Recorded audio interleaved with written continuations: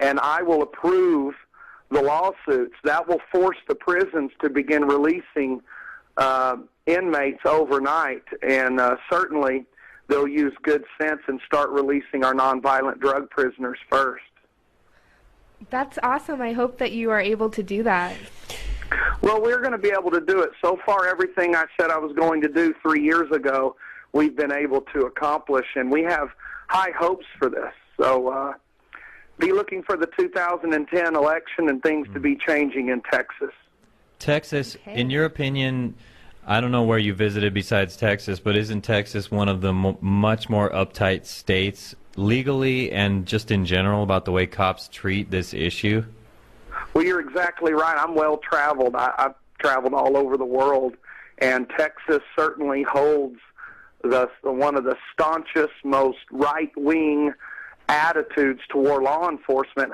However, the people don't. It's really strange. The Texans that I talk to, they want the child molesters to be in a cage. Instead, they've moved crack dealers out and marijuana dealers out, put them in prison to make room for the child molesters to live next door to other Texans. But we're going to change that this year, in 2010, with these new policies that we'll be implementing. Texas, watch out for your neighbor. Oh, man, yeah. That's nuts. It's a huge state, Texas. I mean, it's gigantic. Do you know the population of it by any chance? You know, that's something I should know, but I don't. I will tell you in this sense, my family and I lived in East Texas, and when we began releasing these videos, we had to move to Austin. Austin, Texas is a city like no other city in Texas. In fact, they call it the Third Coast. We have the highest percentage of PhDs per capita than any city in the world. It always gets voted as one of the top 3 cities to live.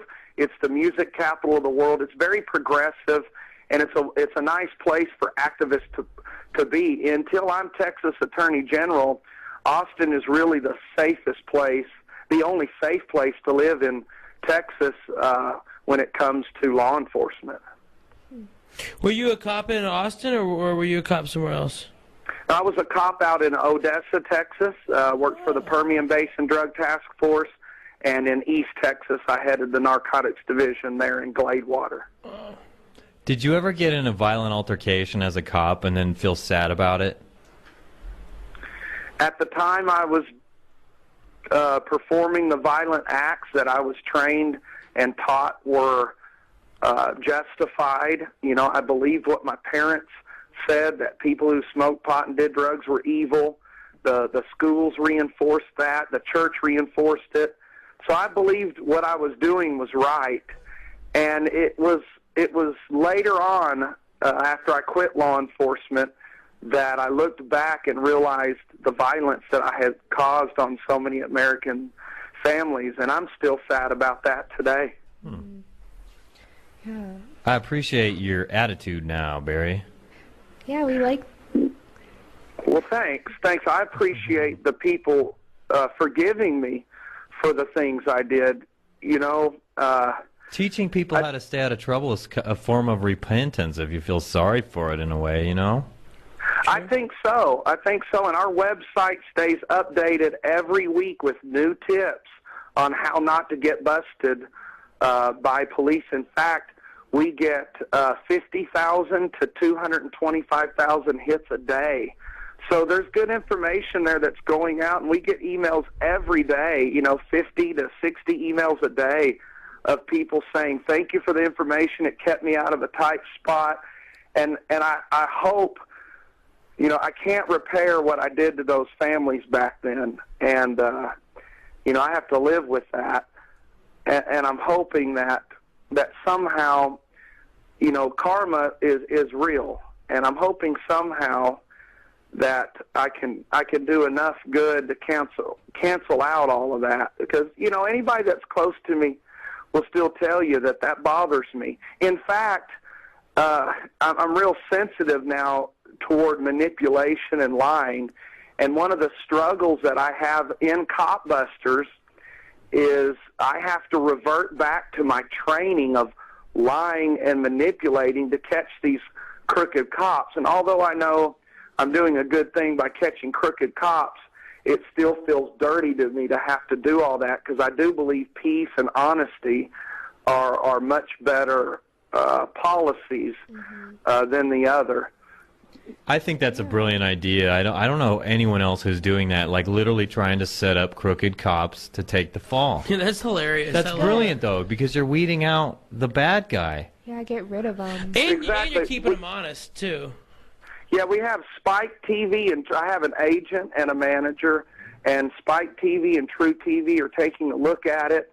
If it gets purchased, they'll want me to do 13 episodes the first year, and I'm going to start out with, I've got a plan to bust 10 cops in 10 cities in 10 days in Texas.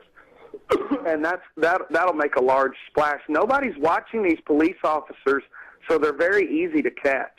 Because they think since they're the cop, they're never going to get caught. But lo and behold, you're out there like, wow. Yeah, the two videos, one video of our first sting and the video we did last week are both on the front page of our website. So if you guys want to check that out, it'll give you more of an idea of what we're up to. Okay. You said Spike TV, or who else might pick it up? True TV. Oh, yeah, True TV. Spike and True, and there's an international company looking at it, because let me tell you guys, we've had some American networks already shoot us down. They love the idea, but for instance... Could it help me with my chronic pain? Could it help me with my chronic nausea? If you're considering medical marijuana as an alternative solution to your condition, choose the safe and legal way. We're the Hemp and Cannabis Foundation, and we've helped over 100,000 patients nationwide obtain permits to legally possess, use, and grow medical marijuana. And we can help you. If you have questions, we have answers. Make the right decision. Call or visit our website today. Well, Dave, they say their petitions have already been certified, and they say they're confident the voters will say yes to carrying a little bit of pot. Nobody has ever died of an overdose of marijuana. You can die of an overdose of vodka. Up to 1 ounce of marijuana for personal social use would be legal in Detroit if Tim Beck and the Coalition for a Safer Detroit has its way. Beck says the group has gathered more than 6,000 signatures. He says they've been certified and the issue is ready for the voters in November. It's less than 1 ounce, so it's basically a personalized bag. So, sure, go ahead. As long as it's less than 1 ounce, anything better than that should not be legalized. I would vote for it. You do? You think that less than 1 ounce is okay? Yes. Beck says if it passes, he feels police could have more time to go after violent criminals and not bother with someone who wants to get high. There's so many gun crimes, there's breaking and entering, there's vandalism, there's domestic violence that it's out of control. And there's just no point in spending time arresting 1,500 or more petty marijuana users like they did last year at a cost of $2.6 million. Now, Detroit police say they know about the proposal, but they haven't seen the language. They're withholding comment. Also, if it passed, it would be a city law, and it's still illegal in the state to possess marijuana, so state police could still bust you. But Tim Beck says he doesn't think state police would bother with less than 1 ounce. Well, we'll see. We'll have to wait till November. Reporting live in downtown Detroit, I'm Cheryl Choden, Channel 7 Action News. Every 37 seconds, someone is arrested for marijuana possession in the U.S. So if marijuana was suddenly legalized, that might mean a lot of prison guards would be out of work. Well, there's an initiative on the California ballot this year to legalize recreational marijuana, and it just so happens the most powerful lobby in the state is the Prison Guards Union.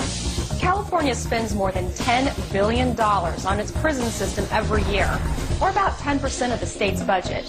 Or, to put it another way, about half the GDP of Afghanistan. The Prison Guards Union has already opposed initiatives that showed leniency to drug offenders. In 2008, it spent nearly $2 million to defeat Proposition 5, which would have transferred nonviolent drug offenders from prisons to treatment centers. Some critics say this is because prison guards make a lot of overtime working in crowded prisons. And now the Prison Guards Union has publicly vowed to raise money to fight the 2010 marijuana initiative. So who's stepping up to fight against them? A former Aerosmith roadie. Richard Lee was paralyzed during a fall while setting up for an Aerosmith concert in the 1980s.